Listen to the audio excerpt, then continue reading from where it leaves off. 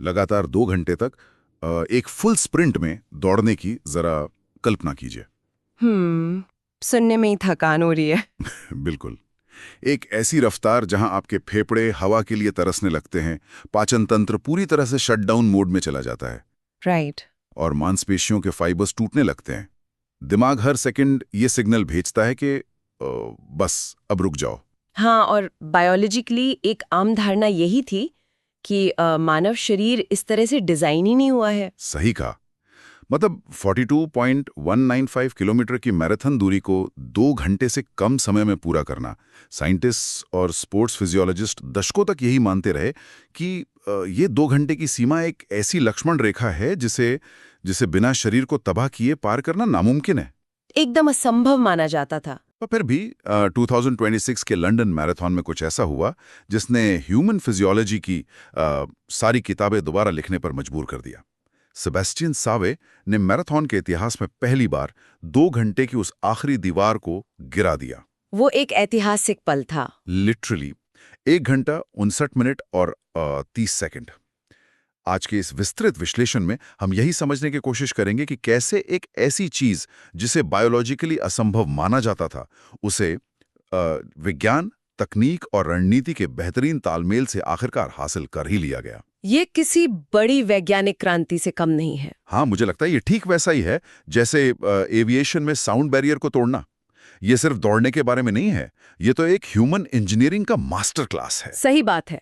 और इस दूरी को इस समय में तय करने का मतलब है करीब 2 मिनट और 50 सेकंड पर किलोमीटर की रफ्तार से लगातार दौड़ना। बाप रे। एक आम इंसान ट्रेडमिल पर इस रफ्तार को 1 मिनट तक भी शायद ना झेल पाए। ये जीत सिर्फ एक एथलीट की फिजिकल कंडीशनिंग की जीत नहीं है। तो फिर किस चीज की है? ये बेसिकली एक प्योर मास्टर क्लास है कि कैसे मानव शरीर को सेल्यूलर लेवल पर दोबारा प्रोग्राम किया गया। Oh wow. इस 159.30 के आंकड़े तक पहुंचने के लिए एथलीट्स और स्पोर्ट्स साइंटिस्ट को मिलकर उन सभी छोटी छोटी रुकावटों को दूर करना था जो शरीर अपनी सुरक्षा के लिए खड़ी करता है। जैसे कि ऊर्जा बचाना या मसल्स का स्ट्रेस। हाँ, चाहे वो पोषण का सवाल हो, ऊर्जा बचाने की बात हो या फिर मांसपेशियों पर पड़ने वाले दबाव को कम करने की तकनीक हो, सब कुछ काउंट होता है। खैर, इससे पहले कि हम इन वैज्ञानिक पहलुओं के अंदर जाएं, ये समझना बहुत जरूरी है कि सबवे ने दरअसल किस चीज को तोड़ा है। एक हिस्टोरिकल कॉन्टेक्स्ट होना जरूरी है। बिल्कुल, क्योंकि रिकॉर्ड तभी मायने रखता है जब हम उसके पीछे का लंबा संघर्ष देखें। अगर हम पिछले कुछ सालों की टाइमलाइन पर नजर डालें तो साल 2003 में पॉल टेरगेट ने 2 घंटे 4 मिनट 85 सेकंड का वक्त निकाला था। राइट, उस वक्त ये बहुत बड़ा अचीवमेंट था। हाँ, उसके बाद एक लंबा वक्त गुजर गया बिना किसी बड़े बदलाव के। फिर 2018 में एलियोड किपचोगे ने एक बड़ी छलांग लगाते हुए 2 घंटे 1 मिनट 39 सेकंड का समय दर्ज किया, जो कि उस वक्त एक बहुत बड़ा साइकोलॉजिकल ब्रेक थ्रू था। सबको लगा कि अब शायद 2 घंटे का बैरियर टूट सकता है। सही कहा। उसके बाद 2023 में केल्विन किप्टम ने इसे और कम करके 2 घंटे 00 सेकंड्स और 35 सेकंड कर दिया। और अब आखिरकार 2026 में सेबेस्टियन सावे ने उस दीवार को पूरी तरह से गिरा दिया। एकदम से सारे बैरियर्स खत्म हो गए। लेकिन यहाँ एक अजीब सा पैटर्न दिख रहा है। 2003 से 2018 तक का सफर बहुत धीमा था, पर 2016 के बाद से मैराथन रिकॉर्ड्स टूटने की रफ्तार अचानक से काफी तेज हो गई। तो मैं एक सीधा सवाल उठाना चाहता हूँ, क्या कहीं अचानक से 2016 के बाद मानव शरीर का एवोल्यूशन फास्ट फॉरवर्ड तो नहीं हो गया, या फिर ये पूरी तरह से तकनीक का कमाल है? देखिए, एवोल्यूशन या मानव विकास इतनी जल्दी कभी नहीं होता। एक ही पीढ़ी में हमारे फेफड़े, दिल या खून की ऑक्सीजन ले जाने की क्षमता में कोई जादुई बदलाव नहीं आ गया है। राइट, वो तो असंभव है। सही बात है। जो बदला है वो है शरीर की इनएफिशिएंसी, यानी ऊर्जा की बर्बादी को कम करने के तरीके। 2016 का साल स्पोर्ट्स साइंस में एक सचमुच का टर्निंग पॉइंट था। ऐसा क्या हुआ था तब? उसी दौरान आधुनिक तकनीक और न्यूट्रिशन को एक सिस्टम की तरह देखा जाने लगा, जिसे हम सुपर शू एरा भी कहते हैं। जहां गियर और न्यूट्रिशन पर फोकस बढ़ गया। एग्जैक्टली। पहले लोग सोचते थे कि सिर्फ जोरदार ट्रेनिंग और फिटनेस से ही लिमिट्स टूटेंगी, लेकिन स्पोर्ट्स साइंटिस्ट ने पहचाना कि मानव शरीर के अंदर एक बेसिक डिजाइन फ्लॉ है। डिजाइन फ्लॉ मानव शरीर में? हाँ, जो एक हद के बाद एथलीट को आगे बढ़ने नहीं देता। और सबसे बड़ी रुकावट फेफड़े या दिल नहीं थे, बल्कि हमारा पाचन तंत्र यानी डाइजेस्टिव सिस्टम था। पाचन तंत्र कैसे? ऊर्जा को कंज्यूम करना और उसे उस वक्त पचाना जब शरीर एक्सट्रीम स्ट्रेस में हो, ये सबसे बड़ा टेक्निकल चैलेंज बन चुका था। मतलब यहाँ आकर ना साइंस सच में माइंड बेंडिंग हो जाती है। सोर्सेस पढ़ते वक्त मुझे एक आंकड़ा मिला जिसने मुझे सबसे ज्यादा हैरान किया। कौन सा आंकड़ा? साविन ने दौड़ के दौरान हर घंटे 115 ग्राम कार्बोहाइड्रेट्स का सेवन किया। अब जो लोग थोड़ा भी बेसिक स्पोर्ट्स न्यूट्रिशन समझते हैं, उन्हें पता होगा कि एक घंटे में 115 ग्राम कार्ब्स लेना, जो लगभग 400 कैलोरी से ज्यादा सिर्फ मिठास है। हाँ वही। किसी भी नॉर्मल इंसान के पेट के लिए ये एक गैस्ट्रोइंटेस्टिनल डिजास्टर है। आमतौर पर इतना ज्यादा हैवी इंटेक रेस के दौरान क्रैम्प्स, ब्लोटिंग या उल्टी का कारण बन जाता है। बिल्कुल। तो फिर फिजिकली ये संभव कैसे हुआ? उनका पेट खराब क्यों नहीं हुआ? इसके पीछे की जो बायोलॉजी है ना, वो बहुत दिलचस्प है। जब आप 21 किलोमीटर प्रति घंटा की रफ्तार से दौड़ रहे होते हैं, तो आपकी मांसपेशियों को बेहिसाब ऑक्सीजन और ग्लूकोज की जरूरत पड़ती है।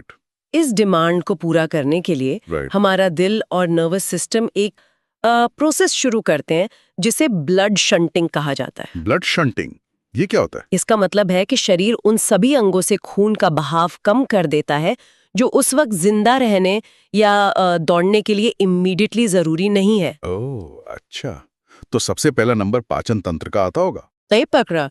पेट और आंतों में ब्लड फ्लो लगभग 80% तक गिर जाता है।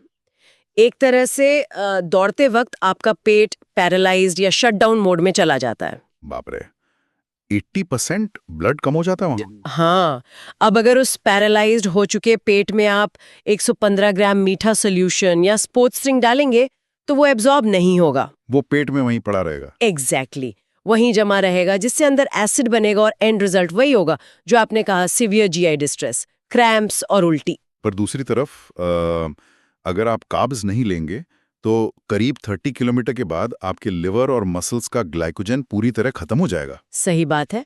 एथलीट उस स्थिति में चला जाएगा जिसे marathon runners hitting the wall कहते हैं। तो इस पैराडॉक्स का समाधान कैसे निकला? क्योंकि अगर पेट कंप्लीटली शट डाउन है तो वहां से एनर्जी प्रोसेस करना तो एक डिजास्टर है। यही तो ट्विस्ट है। अनलेस उन्होंने कोई ऐसा तरीका निकाला हो जिससे स्टमक को पता ही ना चले कि वहां इतनी भारी मात्रा में कार्बोहाइड्रेट्स मौजूद हैं। सही दिशा में सोच रहे हैं आप।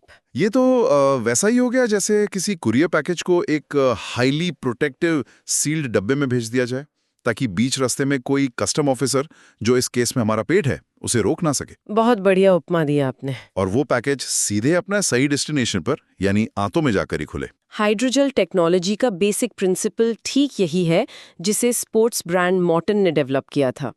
उन्होंने रसायन विज्ञान यानी केमिस्ट्री का सहारा लिया। केमिस्ट्री कैसे? उनके स्पोर्ट्स ड्रिंक में समुद्री घास मतलब सीवीड से निकाले गए 2 खास तत्व होते हैं, एल्जिनेट और पेक्टिन। एल्जिनेट और पेक्टिन, ओके। जब एक एथलीट इस लिक्विड को पीता है तो शुरुआत में ये एक आम पानी जैसा ही लगता है, लेकिन जैसे ही ये लिक्विड हमारे पेट में पहुंचता है, जहां का एनवायरनमेंट बहुत लो पीएच यानी हाईली एसिडिक होता है, एक इंस्टेंट केमिकल रिएक्शन होता है। ओह, एसिड से रिएक्ट करता है वो लिक्विड? हाँ, पेट के एसिड के संपर्क में आते ही ये एल्जिनेट और पेक्टिन तुरंत आपस में क्रॉस लिंक हो जाते हैं और एक ठोस जेली जैसा हाइड्रोजेल बन जाता है। वाओ! इस जेल के अंदर कार्बोहाइड्रेट यानी ग्लूकोज पूरी तरह से इनकैप्सुलेट हो जाता है, ठीक आपके उस सील्ड करियर पैकेज की तरह। समझ गया।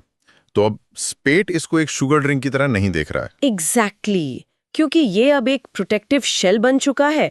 पेट के रिसेप्टर्स इसे पहचान नहीं पाते और इसे बिना तोड़े आगे आंतों की तरफ धकेल देते हैं। और आंतों में एसिड नहीं होता? नॉर्मल होता है, तो वहां पहुंचते ही ये वापस लिक्विड में बदल जाता है और आराम से खून में ग्लूकोज रिलीज करने लगता है। क्या बात है! इस तकनीक ने पेट के शटडाउन होने की उस बायोलॉजिकल लिमिटेशन को पूरी तरह से बाईपास कर दिया। ये सच में किसी साईफाई मूवी जैसा लगता है कि आपने अपने ही डाइजेस्टिव ट्रैक के केमिकल एनवायरनमेंट को यूज करके ग्लूकोज को स्मगल कर लिया। बिल्कुल।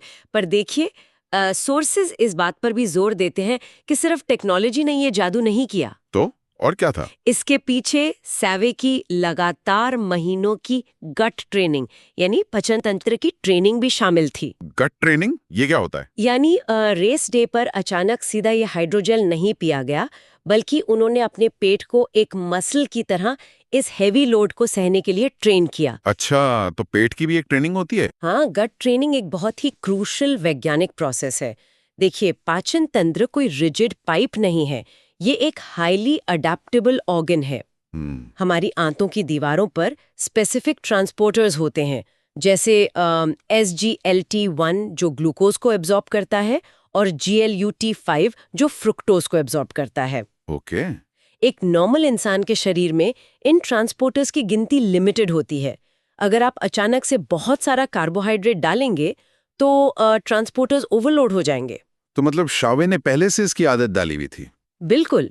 शावे ने अपने सभी हार्ड प्रैक्टिस रन्स के दौरान बिल्कुल रेस डे जितना ही कार्बोहाइड्रेट इंटेक लिया। डेली प्रैक्टिस में भी 115 ग्राम्स पर आवर? हाँ, जब आप अपने गट को लगातार इतने भारी कार्बोहाइड्रेट लोड के सामने रखते हैं तो शरीर सेल्यूलर लेवल पर अडेप्ट करने लगता है। महीनों की इस ट्रेनिंग से आंतों की दीवारों पर इन ट्रांसपोर्ट प्रोटीन्स की संख्या दरअसल बढ़ जाती है।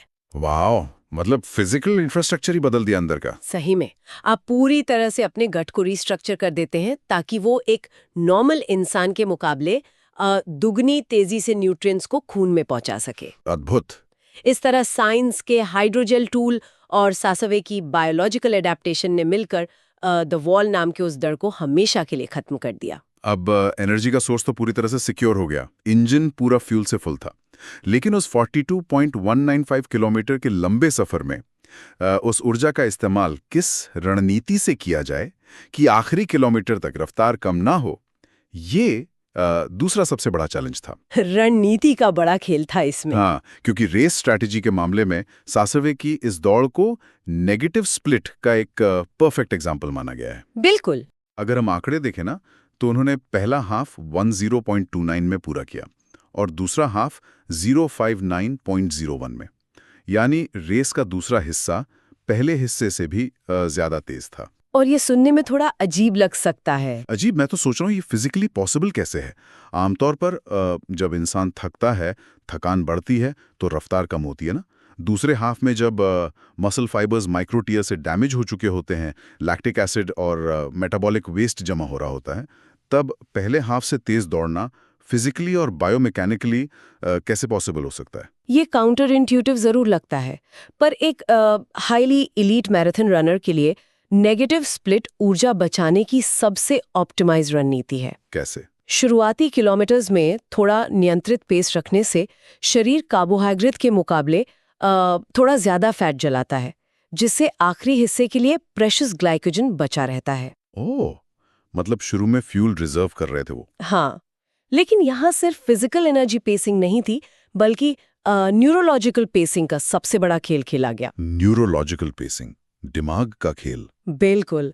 आपने थकान और लैक्टिक एसिड का जिक्र किया, लेकिन स्पोर्ट्स फिजियोलॉजी में एक कॉन्सेप्ट है जिसे सेंट्रल गवर्नर थ्योरी कहते हैं। ये क्या थ्योरी है? इस थ्योरी के मुताबिक थकान मांसपेशियों में नहीं बल्कि दिमाग में पैदा होती है। वेट, सच में थकान मसल्स में नहीं होती? नहीं, दिमाग एक सुरक्षा प्रणाली की तरह काम करता है।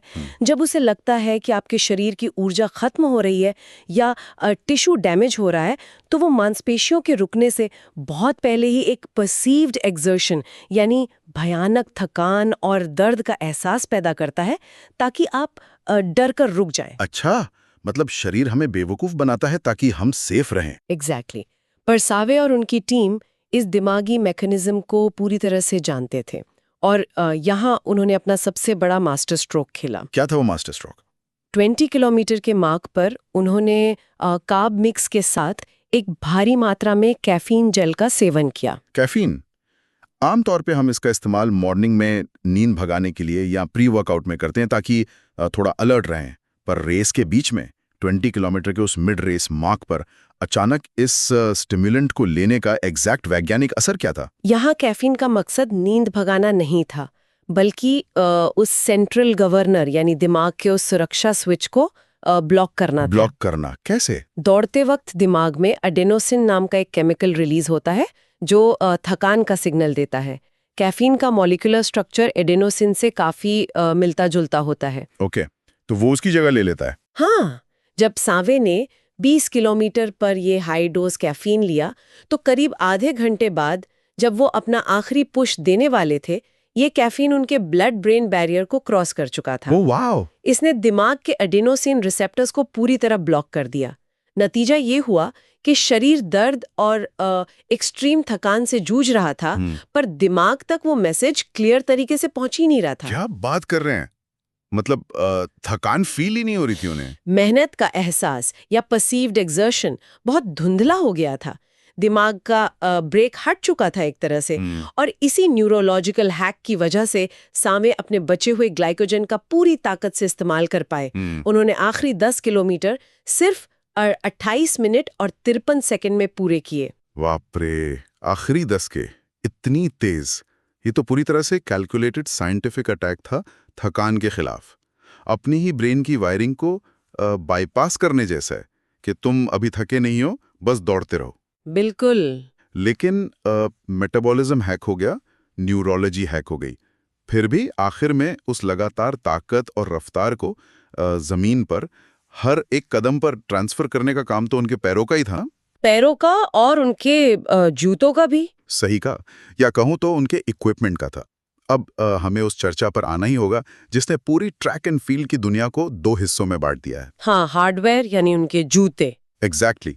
साविल ने एडिडास एडी0 एडियोस प्रो EVO 3 पहने थे। इसका वजन सिर्फ 138 ग्राम बताया गया है, जो मैराथन रनिंग शूज के इतिहास में पुराने हाई एंड रेसिंग मॉडल से भी करीब 40% हल्के हैं। वजन जरूर एक महत्वपूर्ण हिस्सा है, क्योंकि मैराथन जैसी लंबी दौड़ में एथलीट अपने पैर लगभग 25 से 30 हजार बार जमीन से उठाता है। 30,000 बार? हाँ, पैरों पर लगा हर एक अतिरिक्त ग्राम उन 30,000 कदमों में मल्टीप्लाई होकर आपकी मांसपेशियों की एनर्जी निचोड़ लेता है। तो हल्का होना तो बहुत फायदेमंद है। लेकिन 138 ग्राम का वजन इन जूतों की सबसे छोटी खासियत है। असली वैज्ञानिक चमत्कार इनके डिजाइन और मटेरियल्स की बायोमैकेनिक्स में छिपा है। ऐसा क्या उनके डिजाइन में? इन जूतों के मिड सोल के अंदर कार्बन फाइबर रॉड्स लगे होते हैं, जो एक खासकर बनाए गए रॉकर डिजाइन में आते हैं, और इन्हें एक अल्ट्रा रिस्पॉन्सिव फोम जिसे लाइट स्ट्राइक प्रो कहते हैं उसके साथ जोड़ा गया है। जब मैं इनकी टेक्निकल स्पेसिफिकेशंस पढ़ रहा था तो एक आंकड़ा बार बार सामने आ रहा था, 11% एनर्जी रिटर्न। राइट। ये थोड़ा अजीब साउंड करता है। ऐसा लगता है जैसे हमने दौड़ा के पैरों में छोटे छोटे स्प्रिंग्स लगा दिए हैं जो उन्हें आगे की तरफ फेंक रहे हैं। एक आम जूता और ये कार्बन फाइबर इन्फ्यूज्ड जूता बायोमैकेनिकल रूप से कैसे अलग बिहेव करता है? क्या एनर्जी सच में वापस मिलती है? देखिए, एनर्जी रिटर्न एक बहुत ही मिसलीडिंग टर्म हो सकता है। जूता अपने आप में कोई एनर्जी पैदा नहीं करता, इसमें कोई बैटरी या मोटर थोड़ी लगी है। हाँ, वही तो मैं सोच रहा था। फिजिक्स के हिसाब से समझें तो जब एक आम जूता पहनकर एथलीट जमीन पर पैर रखता है तो उसके शरीर के वजन से लगभग 2 या 3 गुना फोर्स जमीन पर पड़ता है। ओके। इस टक्कर में बहुत सारी काइनेटिक एनर्जी जमीन द्वारा एब्जॉर्ब कर ली जाती है या हीट और वाइब्रेशन के रूप में बर्बाद हो जाती है, जिसे विज्ञान में हिस्टेरेसिस लूप कहते हैं। तो ये नए जूते इस लूप को कम करते हैं? Exactly. Light strike pro foam और कार्बन फाइबर रॉड्स मिलकर इस एनर्जी लॉस को रोकने का काम करते हैं। जब पैर जमीन पर पड़ता है, फोम दबता है और रॉड्स बेंड होते हैं। ये उस ऊर्जा को स्टोर करते हैं और जैसे ही एथलीट आगे की तरफ पुश करता है, वो रॉड्स वापस अपनी ओरिजिनल शेप में आते हैं, बिल्कुल एक कैटापल्ट या लीवर की तरह। ओ, जैसे गुलेल काम करती है। तो इस मैकेनिकल असिस्टेंस का मांसपेशियों पर, खासकर पैरों के काफ मसल्स पर क्या असर होता है? सबसे बड़ा असर एंकल जॉइंट यानी टखने पर होता है। रॉकर डिजाइन और स्टिफनेस की वजह से एथलीट का एंकल जॉइंट बहुत ज्यादा स्टेबल हो जाता है। अच्छा। आम दौड़ में पैरों को पुश करने का सबसे ज्यादा लोड पिंडिया यानी काफ मसल्स पर आता है, जो बहुत तेजी से थकती हैं। हाँ, काफ मसल्स जल्दी बर्न होती हैं। पर इन आधुनिक जूतों का लेवर एक्शन उस लोड को कैफ मसल से शिफ्ट करके हमारी जांघों की बड़ी मांसपेशियों की तरफ भेज देता है। थाइस की तरफ। हाँ, और एंकल का काम आसान कर देता है। जब कैफ मसल्स कम काम करती हैं तो वो कम ऑक्सीजन मांगती हैं। कम ऑक्सीजन का मतलब है कि उसी रफ्तार पर एथलीट का हार्ट रेट थोड़ा कम रहता है और ब्लड लैक्टेट उतनी तेजी से नहीं बढ़ता। अमेजिंग। स्पोर्ट्स साइंटिस्ट के लैब टेस्ट और डेटा दर्शाते हैं कि इन मैकेनिकल फायदों की वजह से एक एलीट रनर की रनिंग इकोनॉमी में करीब 1.6% का सुधार आता है। 1.6%? सुनने में आम लोगों को ये बहुत ही मार्जिनल या छोटा लग सकता है, पर जब हम करीब 42 किलोमीटर की बात कर रहे हैं, जहां हर सेकंड का फासला बनाया जा रहा है, तो ये छोटा सा परसेंटेज पूरे समय में लगभग 10 से 15 सेकंड तक बचा सकता है। बिल्कुल। और 2 घंटे की दीवार को 15930 पर तोड़ने के मामले में वही 15 या 30 सेकंड दरअसल इतिहास और नाकामी के बीच का पूरा अंतर तय करते हैं। सही पकड़ा आपने। इसी वजह से स्पोर्ट्स साइंस में आज इसे इकोसिस्टम ऑफ परफॉर्मेंस कहा जाता है। हम सेबेस्टियन सावेरे के डेडिकेशन, उनके सालों के कठोर परिश्रम और फिजियोलॉजिकल फिटनेस को बिल्कुल कम नहीं आंक सकते। बिल्कुल, उसके बिना तो कुछ पॉसिबल ही नहीं था।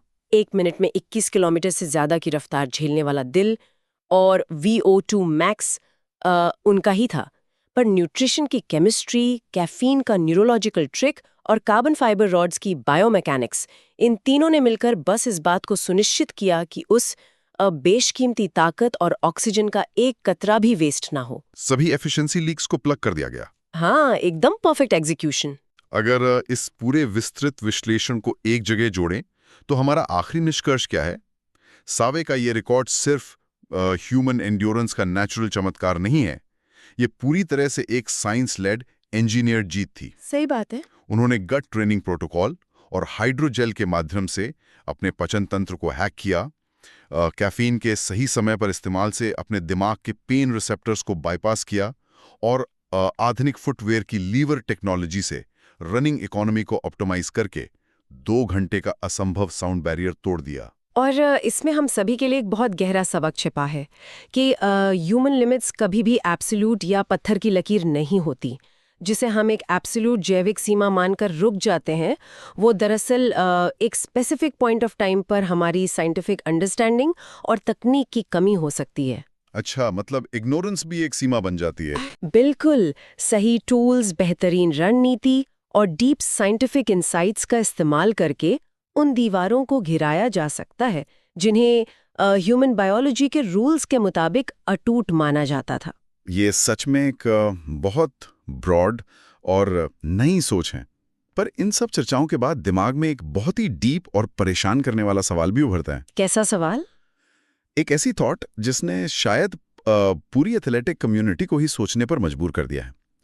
अगर हम हाइड्रोजेल केमिस्ट्री से अपने पाचन तंत्र को सेल्यूलर लेवल पर बदल सकते हैं, अगर कैफीन से न्यूरोलॉजिकल पाथवेज को ब्लर कर सकते हैं और जूतों के लेवर सिस्टम से मांसपेशियों के असली मैकेनिकल लोड को आर्टिफिशियली कम कर सकते हैं, तो फिर बिना किसी मॉडर्न तकनीक के एक नंगे पैर वाले बेसिक न्यूट्रिशन लेने वाले इंसान के शरीर की असली और प्योर बायोलॉजिकल सीमा दरअसल है कहाँ? ये तो सच में सोचने वाली बात है। क्या आने वाले वक्त में हाई परफॉर्मेंस मैराथन सिर्फ एथलीट्स के पसीने और हिम्मत की दौड़ रहेगी, या फिर ये पूरी तरह से 2 अलग-अलग स्पोर्ट्स ब्रांड्स और उनके बायोमैकेनिकल इंजीनियर्स के बीच का एक मुकाबला बन जाएगी?